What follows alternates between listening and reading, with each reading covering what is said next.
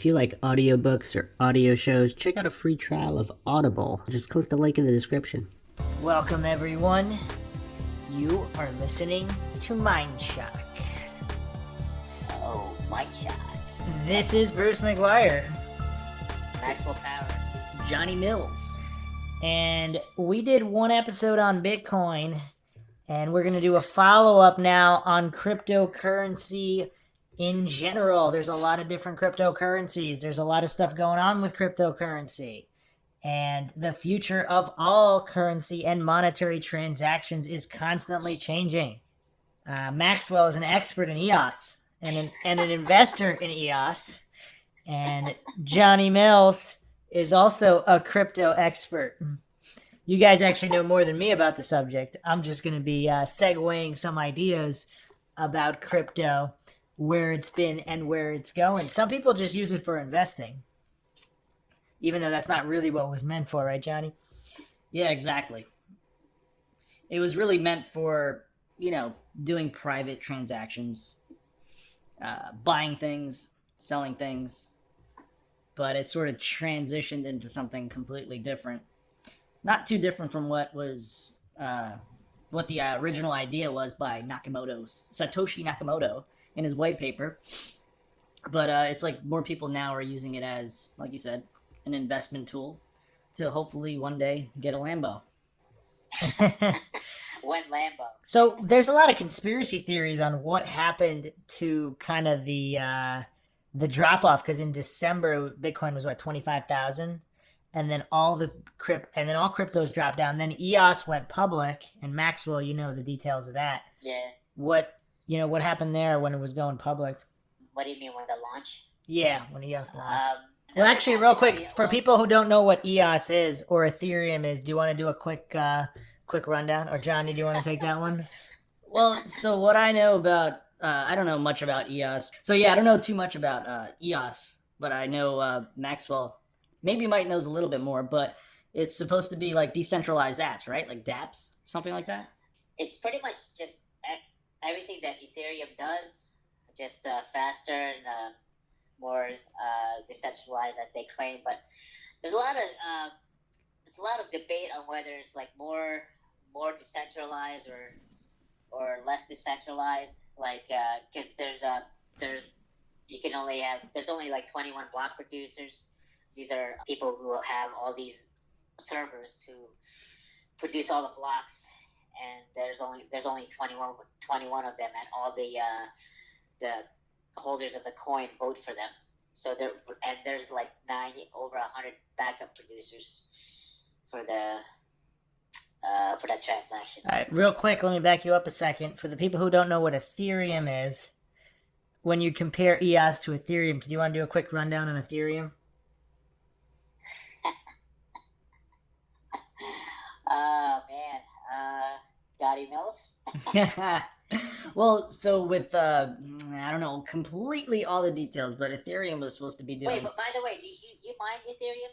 Do you mine Ethereum? I've done a little... It's based on proof of work, I believe. Yeah, it's currently proof of work, which means you use GPUs to hash, different types of, the algorithm, proof of work, which is a Etash or Dagger Hashimoto algorithm.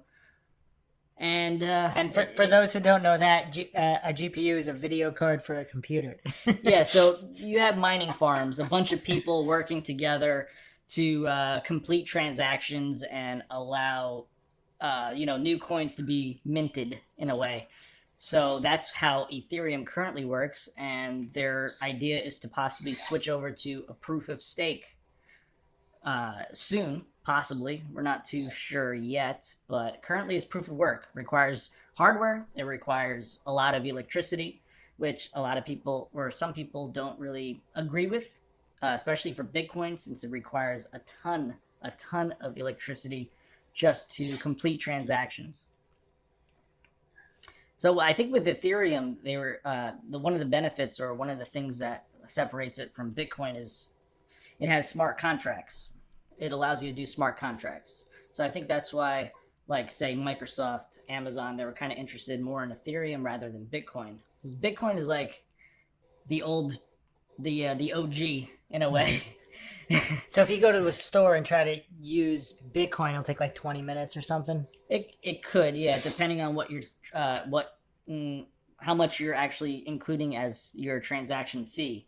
The higher your fee is, the quicker your transaction will go through. But Bitcoin's slow. Like I said, it's the OG.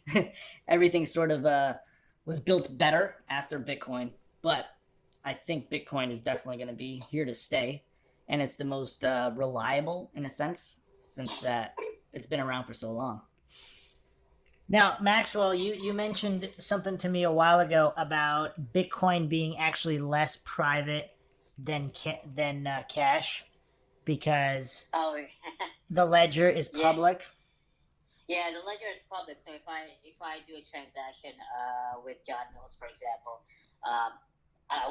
there would be a let's say we do a transaction of like I don't know 1.57 Bitcoin.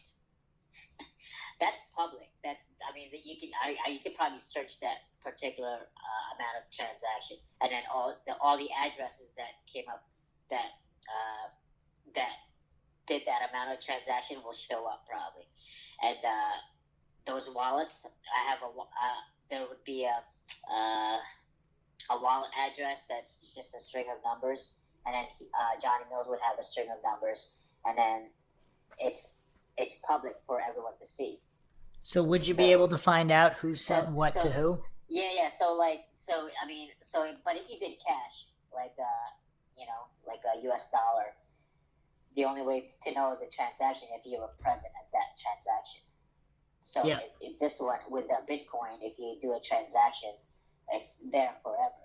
But what if that Bitcoin address, can you trace it to someone or no? Or they're just the addresses will be public? Well, you kind of do a little bit of detective work, because that same wallet, if you do another transaction somewhere else, let's say I do a transaction with Johnny Mills, and I bought some illegal drug or like cocaine or something, and if I use that same wallet to transact at out of Walmart or some FBI agent or something, and then now they have my address. I did gotcha. that transaction, and it's attached to that other address that was illegal. So I gotcha. So what if you're using Ethereum or EOS? Is it the same deal? Or I don't know what they're doing with EOS, because EOS they're doing so many new things, new ways of doing things. Like their governance model is probably like the most controversial.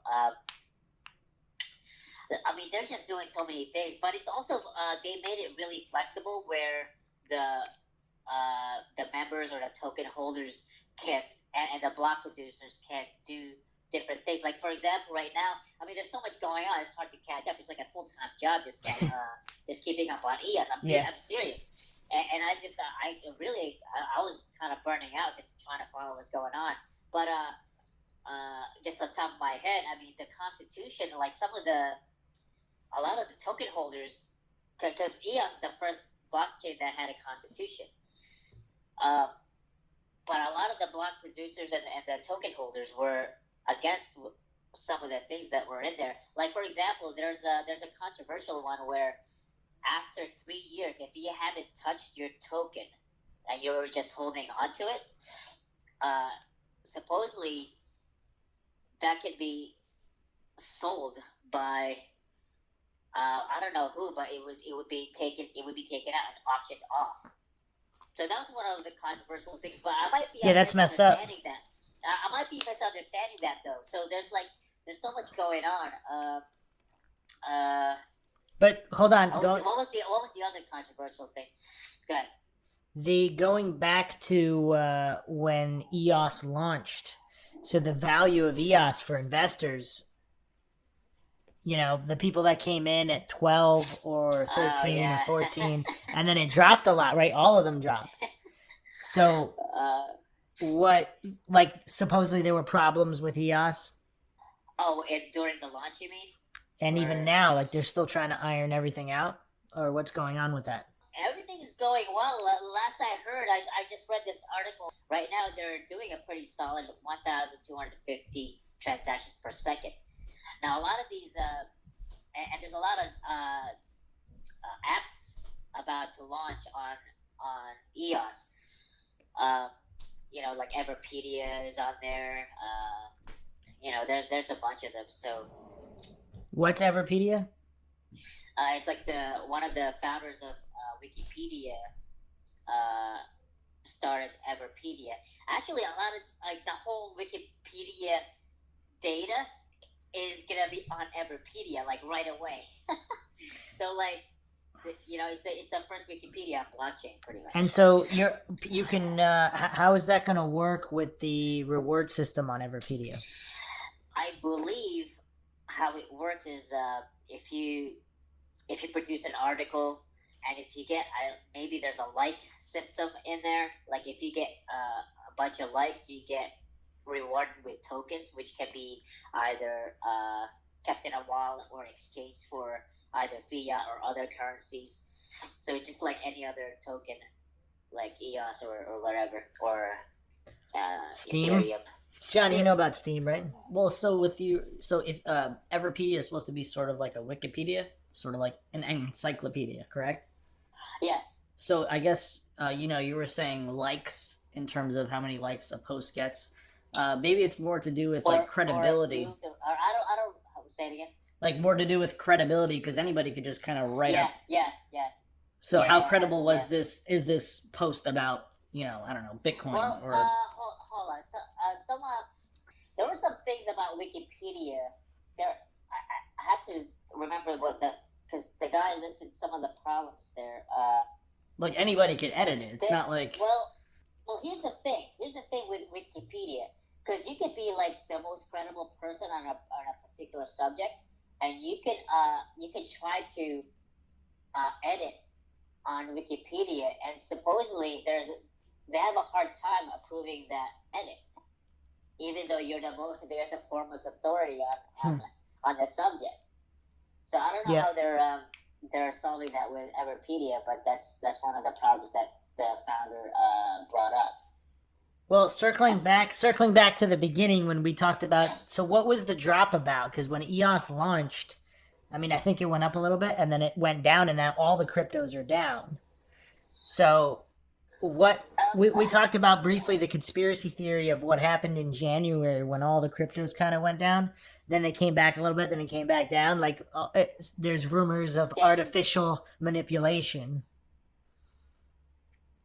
Johnny was talking about that before too. Did we talk about that? A little Did I bit. bring that up with you in the conversation? Probably. What my theory was? Probably. Because I'm mixing it up because I see like two dips. So like right now, we're in a serious like bear market. I mean, it just keeps coming down. I mean, Exactly. Eventually, I mean, supposedly like real soon we have like a bounce occurring, and all the tokens prices follow Bitcoin's prices. But I mean, the one in was it January? When was that? Yeah. big dip? Yep. Yeah. I mean, that hurt a lot of people. People FOMO'd in, fear of missing out. Yep. Like our good friend who are actually I have a couple of friends who FOMO'd in and got hurt a little bit. but it's but the same thing happened to me. Like I got it. Actually, I didn't FOMO in. I got in at the right time. What happened with me with EOS is that I didn't cash out at the peak, which was around $19-20, and I got in at $5, which is kind of that's crazy. Quadruple my profit. Yeah. But I didn't cash out because I didn't know what the bottom was. I mean, what the top was, and I was kind of a new investor, but yeah. What are you hodling now? That's kind of weird because I should have learned from the Bitcoin drop in January. But I didn't know. Are you hodling now or what? Well, right now, yes, but things are getting tough, and I might have to cash out some little by little so I can just survive. But if you guys don't know what hodl means, it's hang on for dear life, right? Is that what it is? HODL. It's actually like on the internet. It was started by this guy who misspelled it. Yeah. And just people just started using them.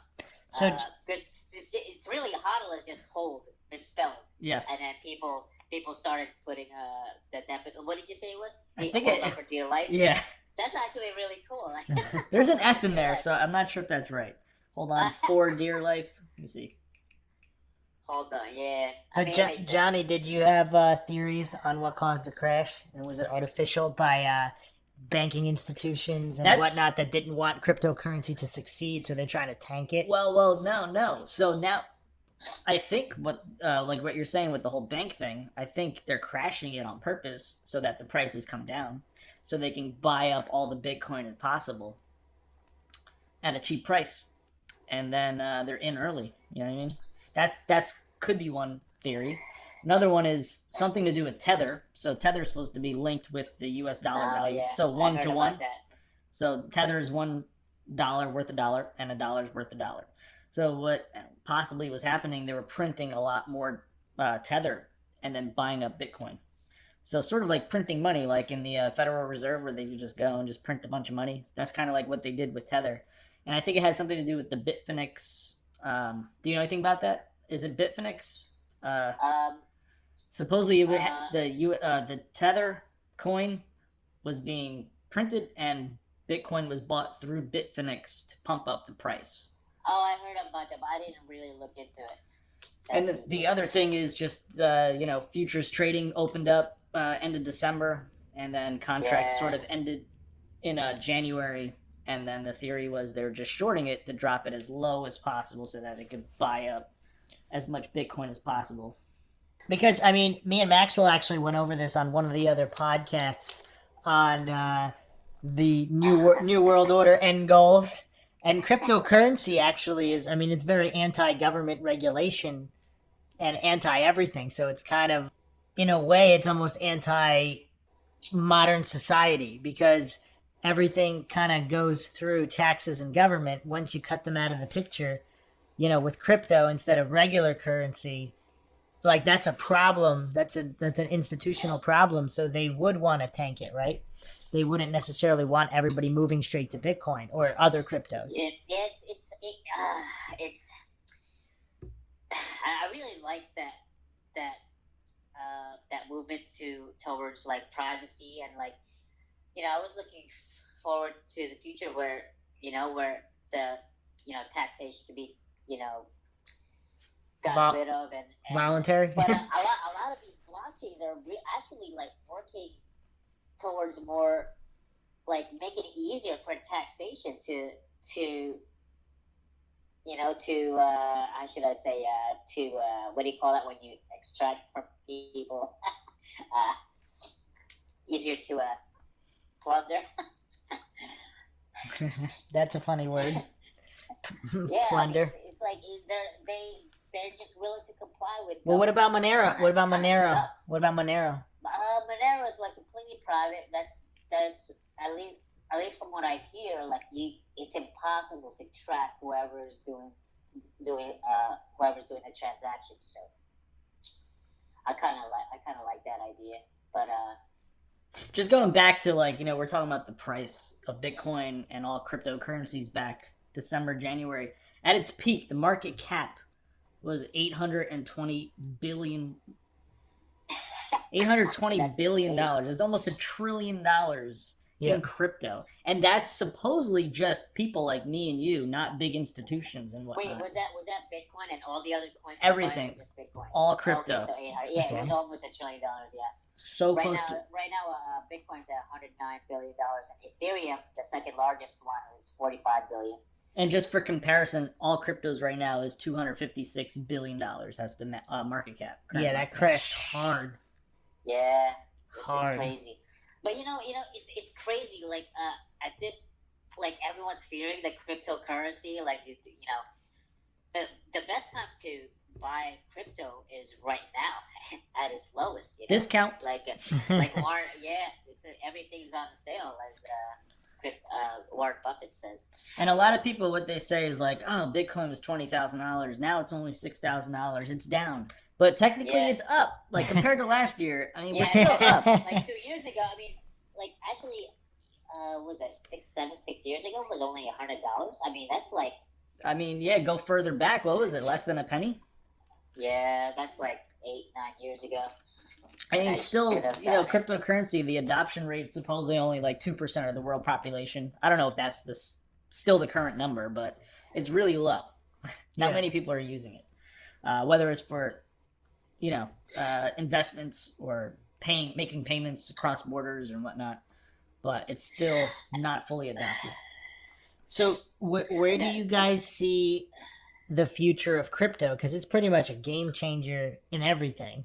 I think most people in it right now are just investing. They don't really care about too much of doing private transactions and whatnot. I think it's more for getting that Lambo. Well, cryptocurrencies right now is so volatile.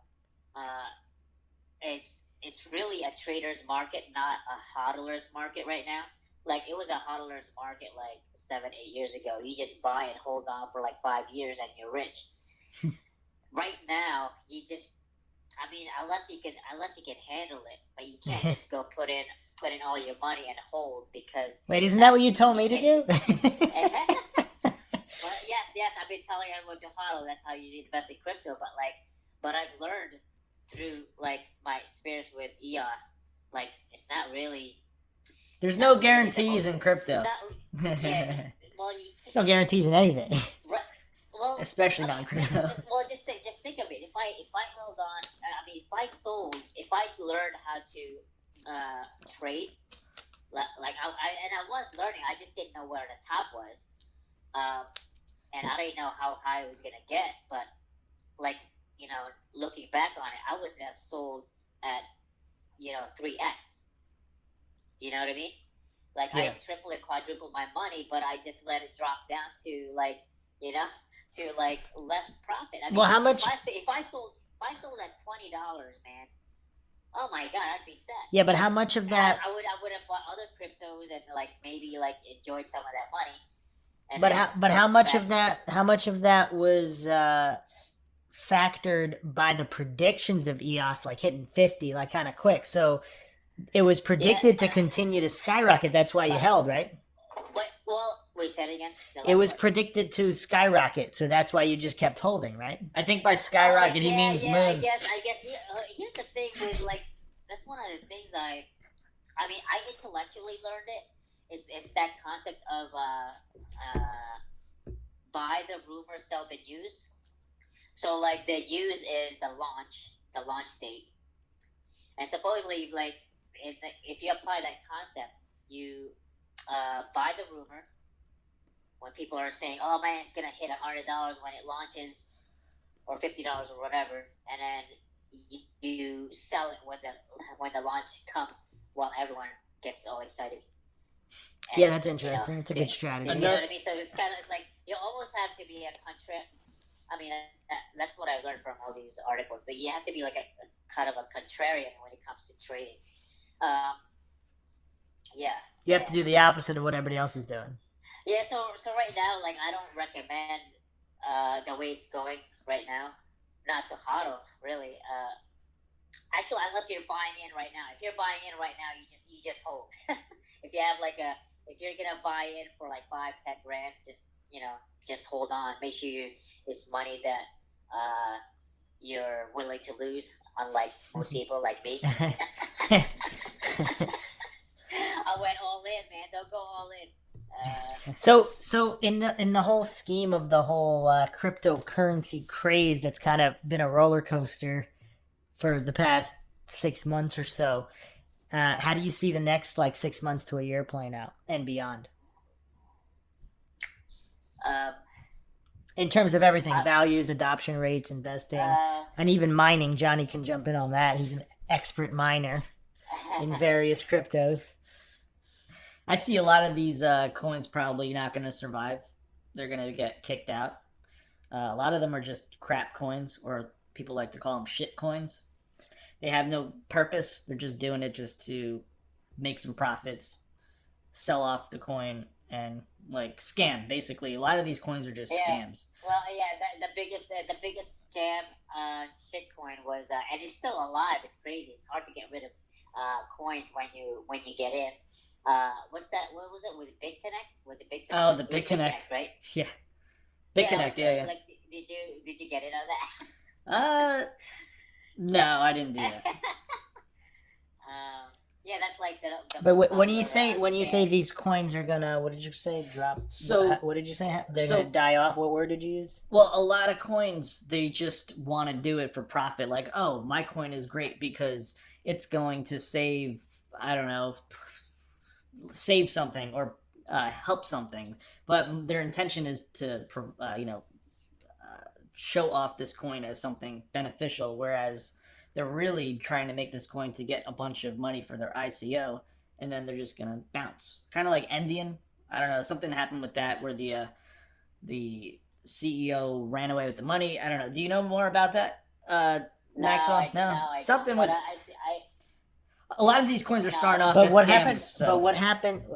I'm curious onto the phase out process. So the whole scam happened. Mhm. Then the value of the coin dropped. But how does the coin die? Like, are they still in circulation? Can you still buy and sell them? I Like, guess what's... if the exchanges still support it, I guess so. But I guess it all depends on if people still want to trade it. You know what I mean? If people are willing to buy, then Because I guess it'll stay up. when I looked into some of these cryptos a while ago, there was like 2,000 of them, right? Yeah, there's 1,600 listed on CoinMarketCap, but there's definitely more than that. Yeah.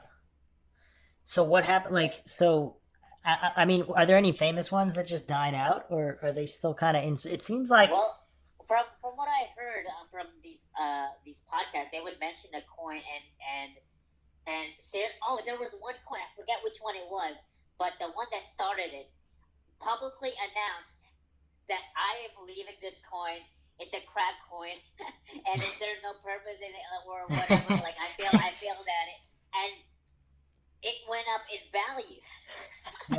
people still buy into it. So when you start a coin, it's hard to get rid of it in today's marketplace because I don't know because it ends up on CoinMarketCap and people research it. Oh wow, it's a low coin. So let's buy this one, and it might go up 100x or whatever. Like people just kind of throw money at it. They don't do any research sometimes.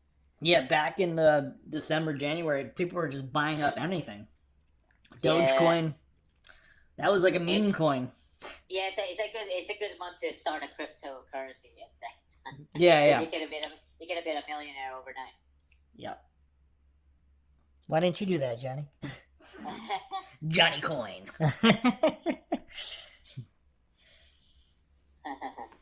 So the future of crypto. Only a few are going to survive. I guess that's what the whole thing was. For me, personally, a few are going to survive. And definitely Bitcoin's going to be there. I feel like Ethereum's going to be there. Some of these privacy coins, Monero, like you mentioned. Zcash, they're kind of... Something's going on with them right now in terms of the whole proof of work and mining and whatnot. But we'll see. And as far as an impact to the world, like, do you see people completely switching over to crypto in like 5-10 years? It seems like Because people are buying houses with crypto now. Well, it's about like they're calling it tokenomics. No, I'm being serious. Like everything's being tokenized. Like rather than going to what do you call that?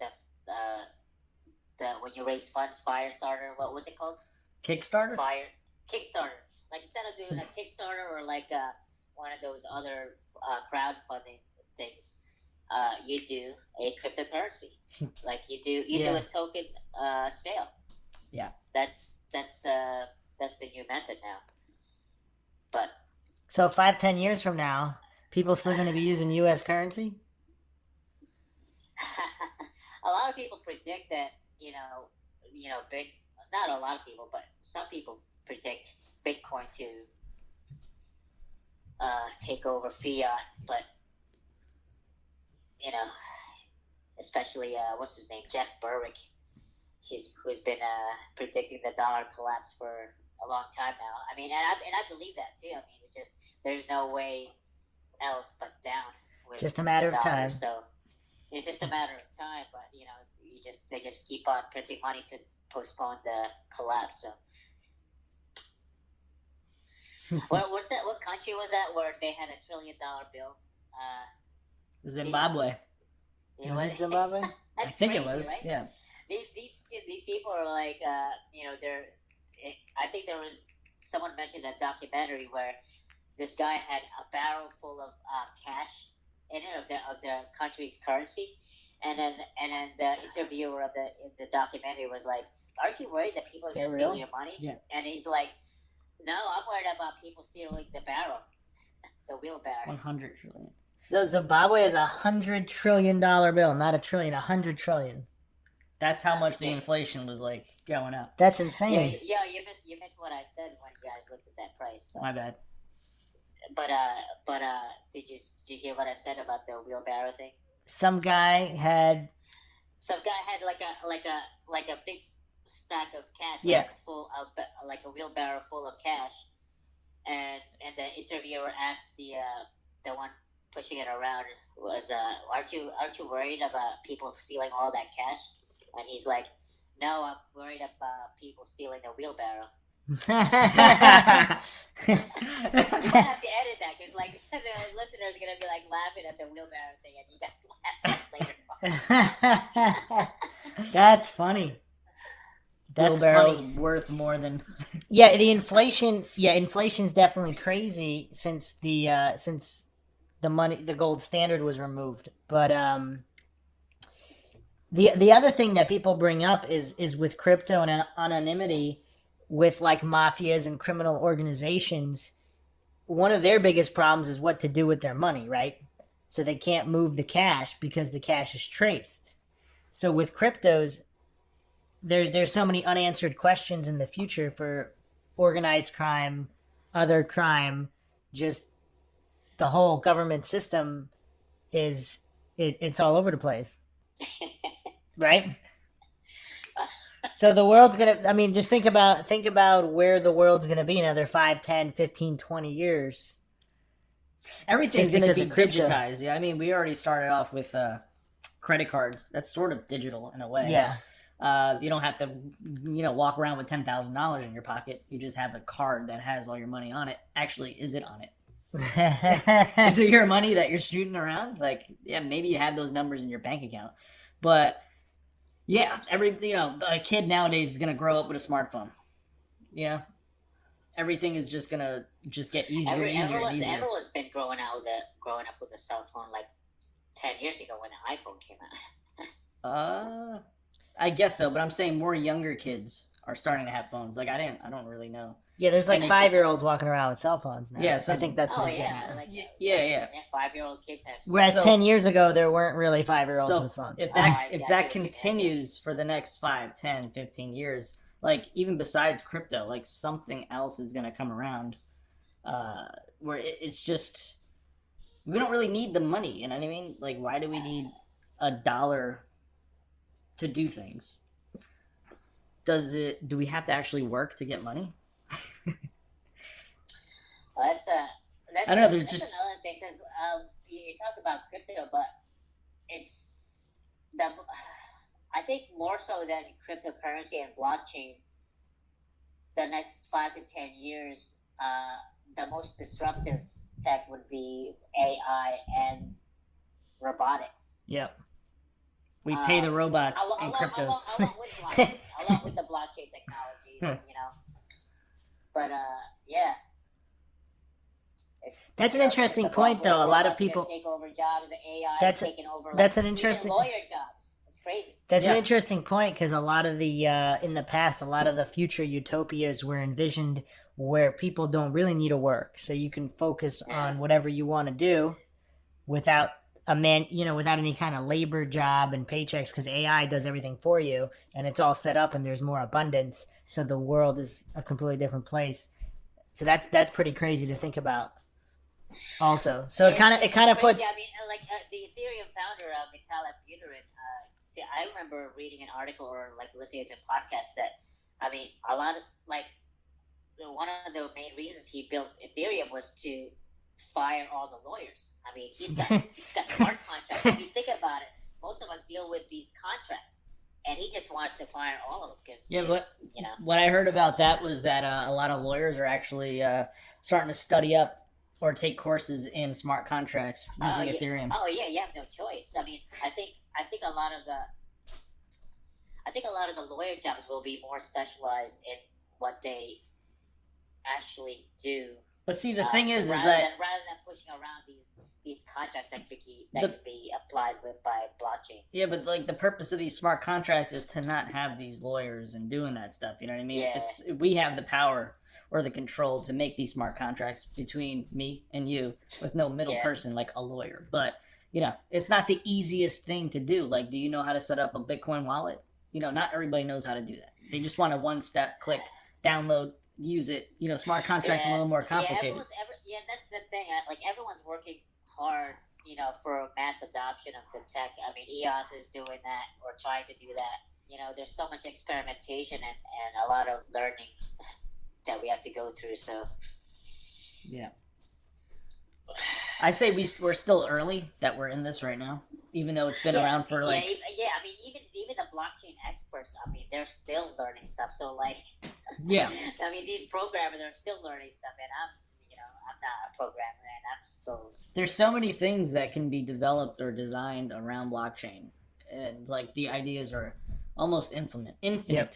Not in terms of I'm going to make money using this, but you know, building businesses where. Yeah.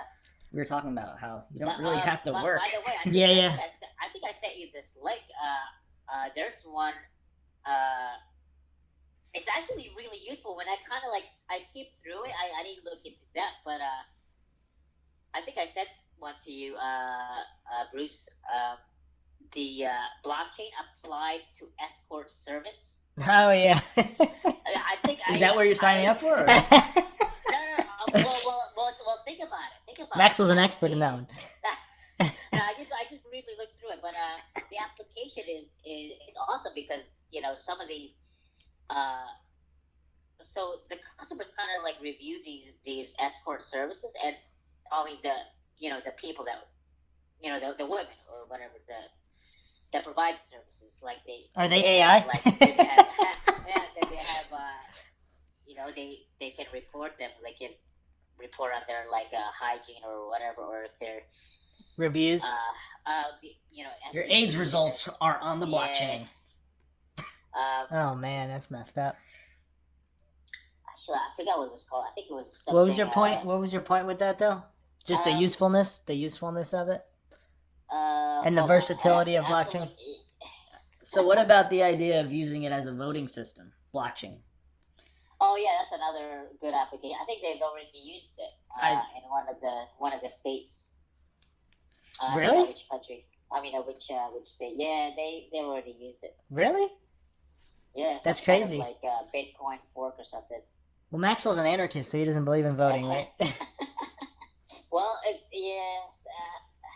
It's kind of weird because the founder of the lead programmer for the EOS blockchain, Dan Larimer, is also an anarchist, and he's got a voting system going on in there, and a constitution. So. Oh, and you told me about this before too. The blockchain for medical use. That was really interesting. What was that one? Oh, there's one that I really like. Nurse Token. Yeah. Was it that one, or there was another one too, right? Well, there's Nurse Token. It's pretty much the Nurse Token is. There's a big problem with nurses when they're credentialing. So if they move from one job to another, it takes 2 to 3 weeks for them to get approved. Yeah. Because they have to go through this credentialing process over and over again whenever they have to switch jobs. But with the Nurse Token, your credentials are on the blockchain, and your credential transfer or your credentials are proven within seconds. So that's crazy. Because it's on the blockchain. So a lot more efficient. Yeah. So the applications are basically endless. Yep. Anything anything that has to be proven or credentialed or how should I say, Verified. documented, verified. Yeah, Yep. which is almost everything in human transactions. Well, so criminals always find a way to defraud. So you don't think there's any way that there'll be blockchain manipulation and hacking where there'll be fraudulent verifications or fraudulent information on the blockchain? Not public blockchains. I don't know. It's hard to do. I heard it's been done. If you have like, I don't know how I don't know how it really works, but supposedly it's hard to do. It's hard to hack. Actually, if you look at Bitcoin, it's never been hacked.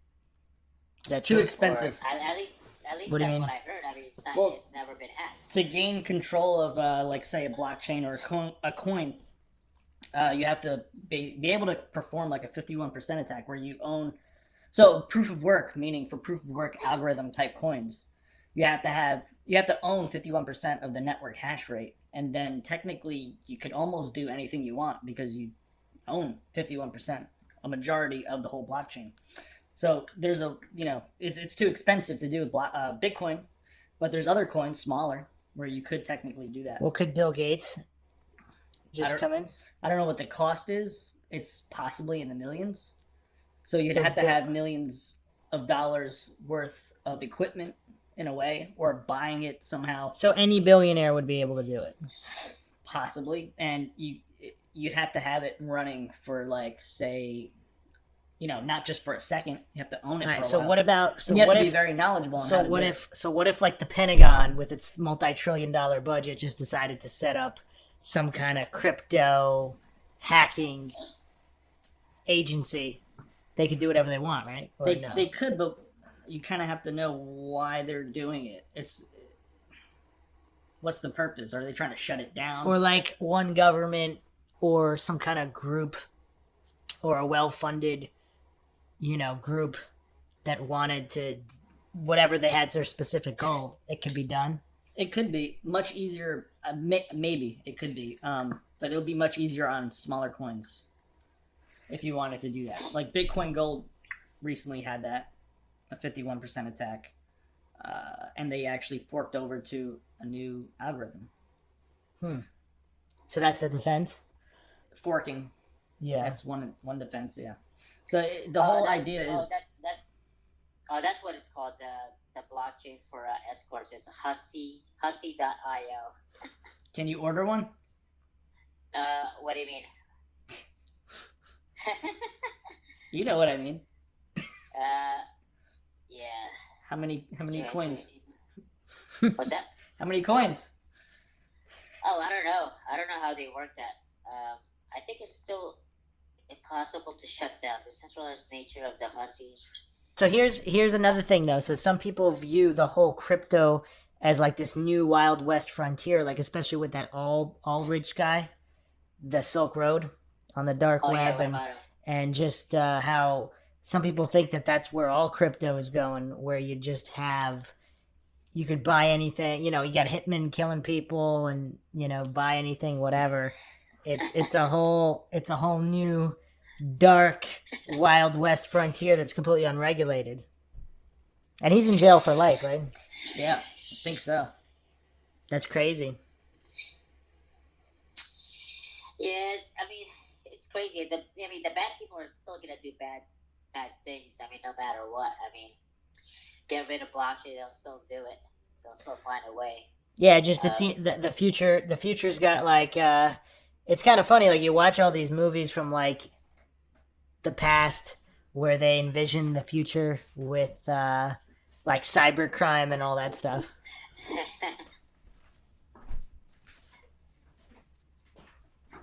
I was gonna say a joke, but I was gonna say one of the escorts just came in, but Oh man, it works that fast. Maxwell ordered. Oh, I'm looking at this little chart that Hussy.io has. It's good to have STDs, check certificates, security deposits, KYC compliance. I don't know why they would do that, but proof of consent. proof of consent. What the hell? Well, the KYC, right? That's like know your customer. Yeah, no, I understand it, but like, why would they do a KYC? Which is it's kind of weird. Well, so yeah, I guess it kind of goes against what cryptos are supposed to be, decentralized and whatnot, all anonymous.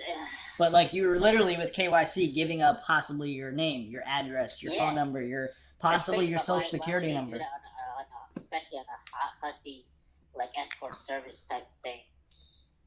Yeah, it's kind of weird. Will revolutionize engaging in sexual activity in exchange for payment by utilizing the blockchain technology. The blockchain will enable to increase the privacy, safety, and the trust in the sex work industry like never seen before. Sounds easier with the dollar bills. Yeah. Okay, so Alice opens a recurring payment channel with a listing platform in order to advertise their services. And it goes to STD, check certificate, security deposits. Bob explores offers in his area for free. Offers with the highest fee are shown first to Bob. Bob? Oh, Bob and Alice? That's funny. Bob could pay Alice for her services directly in cash or using a third-party payment processor. Hussy listing platform does not mediate payments between these two parties. That's interesting. There's actually a few competitors. There's one called Pink or something.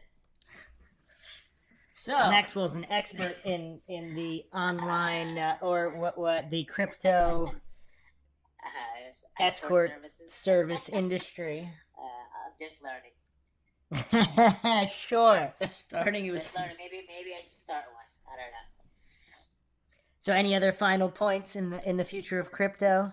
I see it like a lot of enforcement on cybercrime, and it seems like a lot of things are heading in that direction. Anyway, even before crypto, just from all the online. The future of crypto and blockchain, I think, is just really less government, because they'll become unnecessary because we will be dealing with each other and based on the smart contracts and decentralized applications.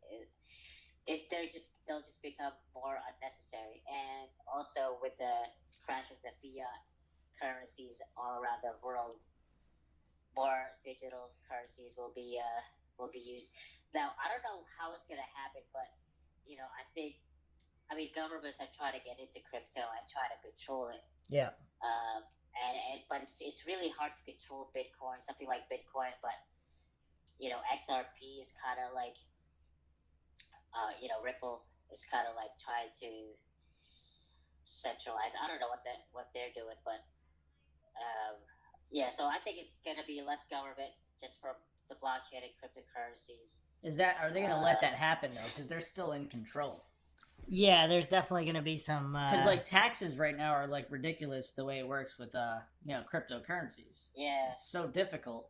And, I mean, I heard the auditing rate is not really crazy high, but if you get audited, I mean, and you're holding all these Bitcoins, you could technically get screwed. Could you go to jail?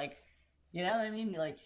Can you quickly go over that policy for people that don't know? Because it's a complicated tax policy for crypto. Just so you guys know, I am not a tax professional. Seek professional advice. But it works like this. Two different ways. So if you're a trader or an investor, it gets taxed a certain way. If you are a miner that's minting new coins, it's completely a different way. So if you're an investor, most likely that's what you're going to be doing. Say you buy Bitcoin at $10,000, or let's say $6,000 because that's what the price is right now. And you decide to sell it when it's $10,000, you're going to pay capital gains tax on that. So the capital gains on that is what, $4,000. Got it? So if you like $500 or something. Yeah. So if you hold it short term, which means less than a year, you get taxed at a higher rate. If you hold it for longer than a year, then sell and make your profit, you get taxed at a lower rate. Now, if you buy Bitcoin at 6,000, goes down to 4,000, you have a capital loss. So you could write that off technically. Now with mining, it's a completely different beast, and it's, I guess you could say, double taxation in a way. So let's say you were able to mine 1 Bitcoin in a month. So even if you do not sell that one Bitcoin in that month, you do owe taxes on that $6,000. Yeah, Then it's- if you it's decide insane. to sell Bitcoin, that one Bitcoin, and now it's $10,000, you get taxed again for that capital gains. Now, the other thing is, if you're back to the investing, so let's say you buy one Bitcoin, $6,000. You take that one Bitcoin. So when you do trading on other smaller cryptocurrencies, you technically can't really use dollar bills or fiat currency. You have to buy Bitcoin to begin with, or Ethereum, one of these bigger coins. So let's say you buy one Bitcoin at $6,000. You take that one Bitcoin and put it into Ethereum. That's one taxable event.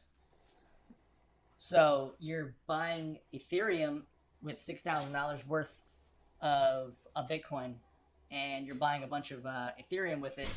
That's a taxable event if you're making a profit. So you have to record each transaction. So technically, these people are doing trades, hundreds of trades, maybe a week or something. So they have to keep track of all those transactions and then give it to your tax expert and to figure all that out. Now, what happens if none of it goes to U.S. currency? How did So what I've heard is it's the law to, provide, how much you've earned. Okay. So you're just disobeying the law if you don't do that. That's basically what it is. If you want to follow the law, then you do it that way. If you don't want to follow the law, you do it the other way. Okay. It's awesome stuff. So there's So- probably a whole bunch of people who just didn't report. Yeah, so Coinbase, the IRS. I'm thinking a lot of people, like, there's a lot of people who invested, and this is my guess, they just invested in like Bitcoin or whatever, completely forgot about it because it's so volatile and Yeah. drove them crazy. Yeah, and that's- they just forgot that they held coins. Yeah. and Yeah, didn't report it because they just forgot about it.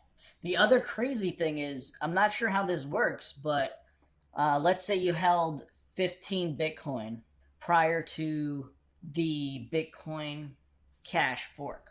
You're entitled to 15 Bitcoin Cash just by owning 15 Bitcoin. So if you never claim the Bitcoin Cash, are you still taxed on that? Even if you never...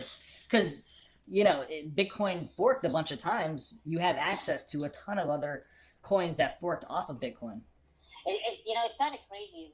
Not that I'm recommending this, but I think a lot of these, like we said about the Bitcoin Cash, I think these are really hard to track. I mean, the governments don't have enough manpower to keep track of every single person doing Bitcoin and these cryptocurrency trades. Yeah. What's my point? I think That there's no way to really check. Yeah, because when Yeah, you do your taxes, you're not saying like, "Oh, I made this much off of Bitcoin." It's just like, Yeah. "This was my profit." Yeah. It seems like if the governments don't figure out a way to control crypto, they're not gonna know what to do. They're just gonna wait for whoever pays the taxes. Like they're just Yeah. gonna sit back. Like, I wonder how much money we're gonna get this year. Yeah. I wonder how many people are gonna pay their taxes this year. That's gonna be the thing. Like, So because either they way, can't- if your end goal is to sell it for U.S. dollar or whatever other currency, you have to go through an exchange, and most of these exchanges do have, you have to have your name, your address, possibly your social security number, like Coinbase, I mean, and then well, the that- IRS has yeah. access to that, and they did subpoena, Coinbase, and they got access to everybody's information. Where's Coinbase based? That's U.S. I believe U.S. Yes. Because if they weren't based in the U.S., they'd be under no obligation. See, like Kraken is another exchange. I believe you do not. I'm not 100% sure about this, but I believe you do not have to give up all that information. But and is that one based in the U.S.? that one's not U.S. Because if they're not based in the U.S., I don't think they're under any obligation. yeah, unless do anything. I mean, I guess the U.S. can technically do whatever they want, but What do you mean? they could, I guess. Oh, they could subpoena them? I guess. But what would they care, though? Because if they're not based in the U.S., I mean, I'm just saying, like, yeah. they can do whatever they want. I mean, they could probably know we're recording right now, and they can knock on the. Man, LA's a big city. They're not going to find us. Oh man. All right, so we hope you enjoyed another edition of the MindShock podcast. And it was informative. If you like the podcast, you can donate to our PayPal. Just check the link in the description. Smash the like button. And don't forget to check out our other sites. We're on Facebook, Twitter, and Reddit. Just check the description. And have a good night. This is Bruce McGuire signing off. Maxwell Powers. Johnny Mills. See you next time. Goodbye, Mind Shockers.